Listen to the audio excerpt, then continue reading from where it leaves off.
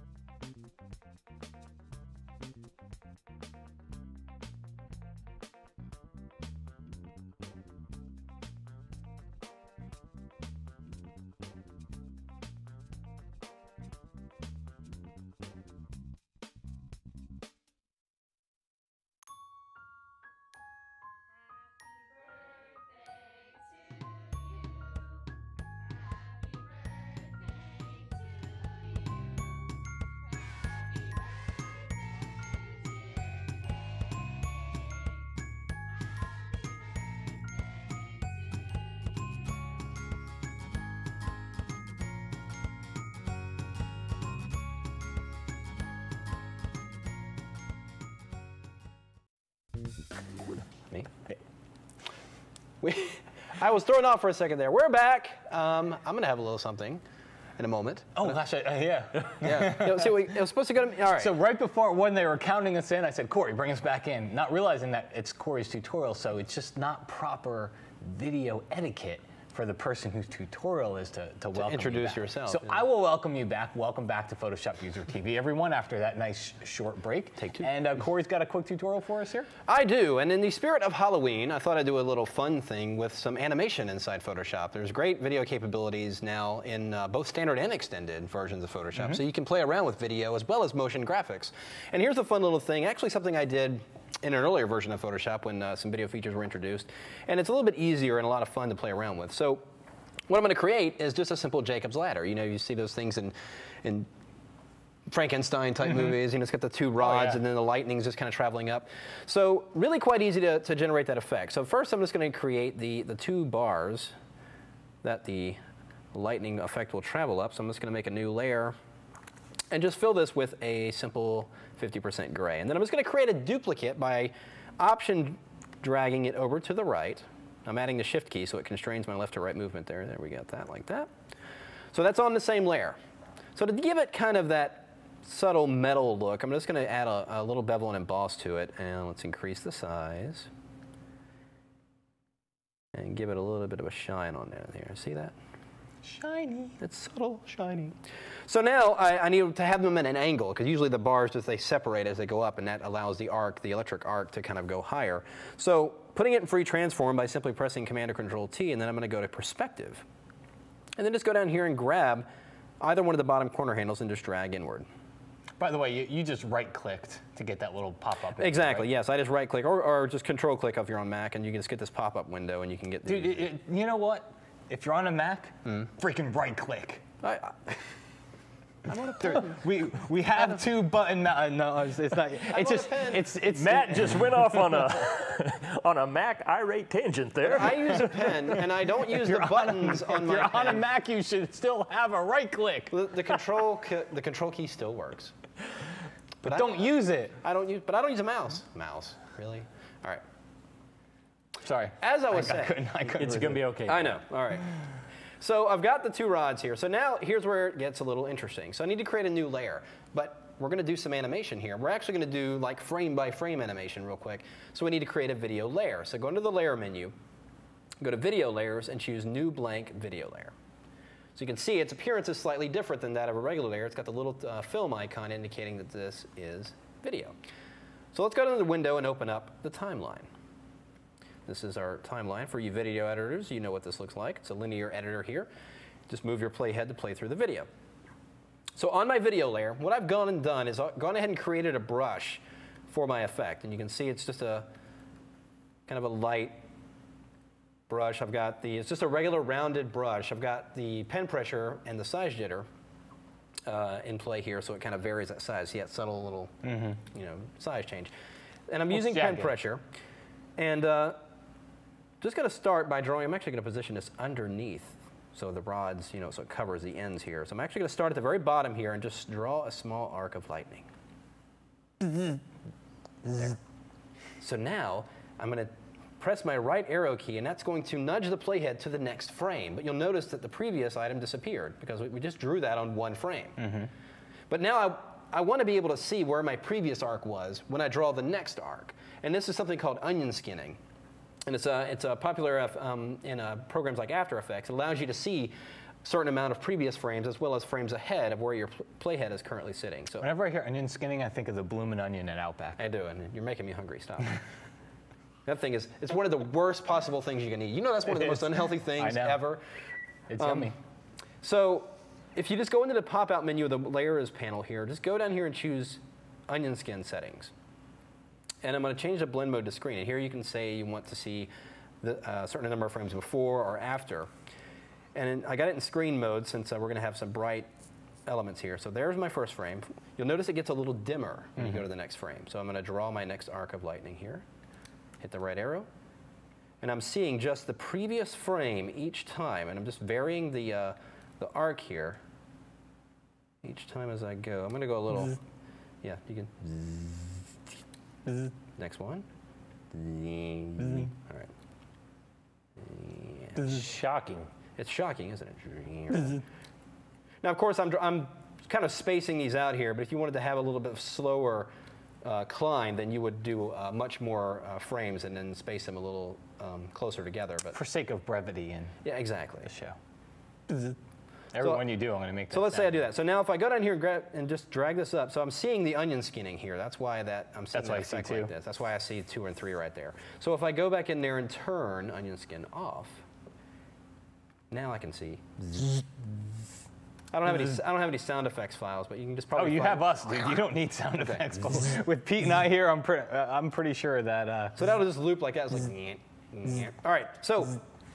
Just to make it a little bit more realistic, sound effects. As cool as that might be, I'm going to go in here. Oh, that was cool enough, Corey. You mean you're going to take it even cooler? Oh, yes. No, you didn't. Oh, yes, I did. Now, on that video layer. We got him on that. Wow. On that video layer, because you're in Photoshop, you can add things like a layer style directly to a video layer. So I'm going to add an outer glow. And let's give it a kind of a blue go. It's a blue electric glow here. Increase the size in here. It's electric. Boogaloo. Boogie, boogie, boogie, I'm going to increase that spread. Look at that. Uh-oh. It's getting nice. It's getting electrified here. Now that will carry through, since it's on the layer, it will carry through to every single one of those objects. So now when I go back here and play through, cool. We've got my Jacob's ladder. So everyone have a happy, creepy Halloween. Isn't that pretty cool? That's cool. It is. That's cool. All right. Now, just a little footnote. If you do something like this, you can actually find an electric static file and add this. You can see this right here. It's got audio track right here on the animation timeline. You go in here and just add audio. You can add an electric static audio effect. You will have. Or just send me and Pete an email, and we will come over and we will just go. So I will have them record it. I will make you a demo. Oh no, we'll come over and do it. They'll come to your studio and do it live. All right. All right, Pete. It's looking a little bit cloudy today. Yep, it's just a little dark. Got some funky things. Got washing machines floating all around the globe there. I can't figure that out. Okay. Cloudy with a chance of washing machines. Chance of wrinkles. All right. Well, today what I'm going to talk about is kind of rethinking the spot healing brush. Because in the past, you had, for your retouching tools, you had your clone stamp and your healing brush. And everybody knows with the healing brush, you had to be very careful about working with the edges of things, because when you got to the edge of something that started to smear, well, now that we've got the spot healing brush, you kind of have to rethink some of this. Here's an example. On Friday night, I helped somebody shoot a football game, and they had a homecoming ceremony. And the best I could do was get a decent shot of them coming down. It's at night, the lights are just okay, but there's stuff in the background here. And so before I send them this picture, I'd love to be able to clean this up. And so what I would have to do is I'd have to come in with my healing brush, and I'd get most of the way over here, and same over here, but then I'd have to come in with my clone stamp tool and get those edges. Well, now we can use that spot healing brush in a lot more cavalier way. Let me make a copy of this with Command-Control-J, and now I'm just going to choose my spot healing brush. And the thing you want to remember is get it a little bigger than whatever you're trying to clone out.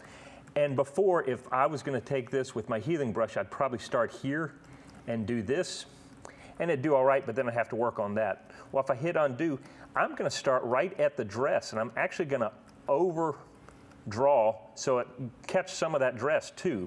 Because what the spot healing brush will try to do is try to figure out what it needs to piece in there.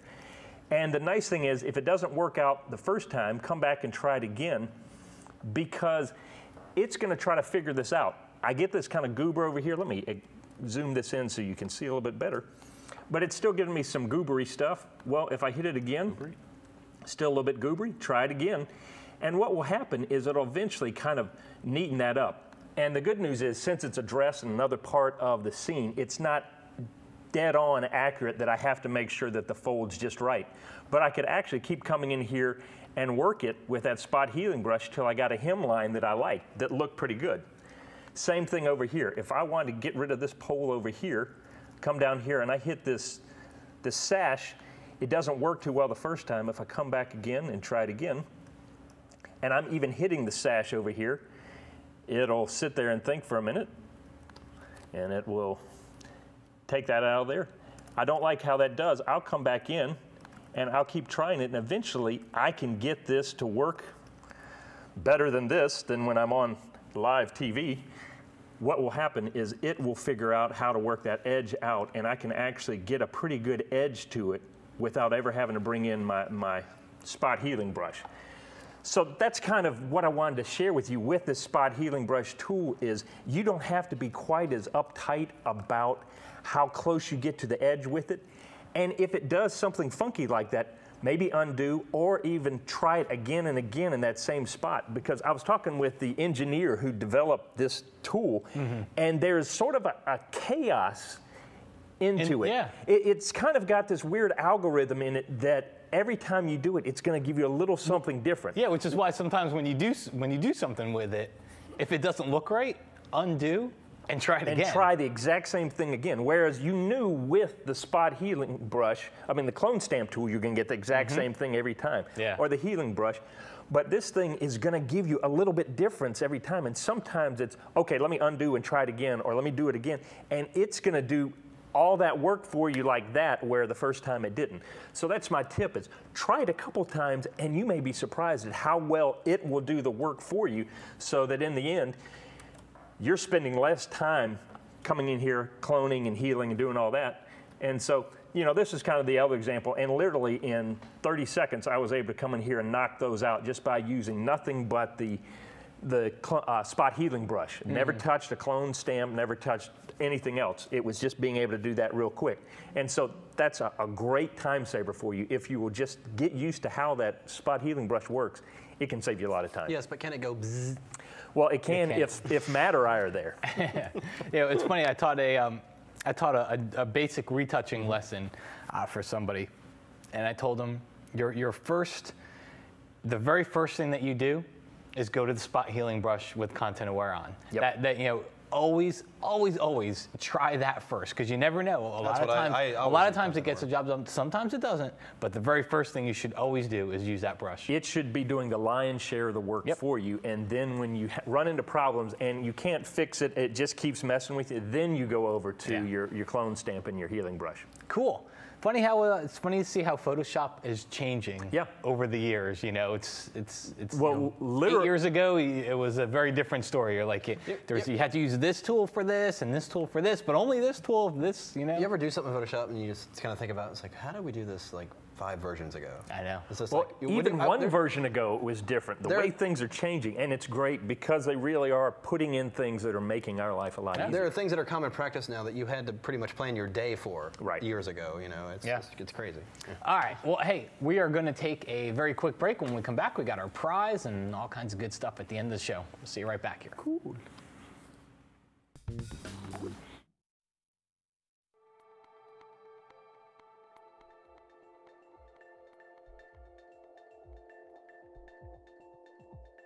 me, it's hard to work with colors. It's for me hard to imagine to create my black and white images without using the Silver Effects Pro tool. These tools are very important to me. Simple as that.